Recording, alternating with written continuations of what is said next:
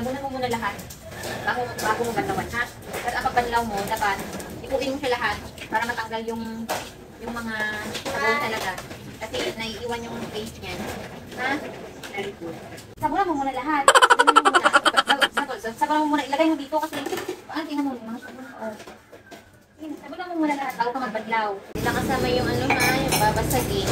Sabunan mo talaga siya ng maayos. Tapos ang importante dyan, banlawan mo din siya ng maayos. Baho sabon. Oh. Huwag bugas ng hugas. Pag hindi natanggal ito, pag mga ganito, di ba yung nilutuan natin yan. O may naiwan pa, makita mo yan. O may naiwan pa, o. Ibig sabihin, gamitan mo siya ng scotch brite, ng steel wool. Yun yung steel wool. Yan. Steel wool? Yes. Sabi ko, di ba, banlawan. Isahan mo na itabi na. O, di ba, nabanlawan mo, ay naugasan mo ng sabunan mo.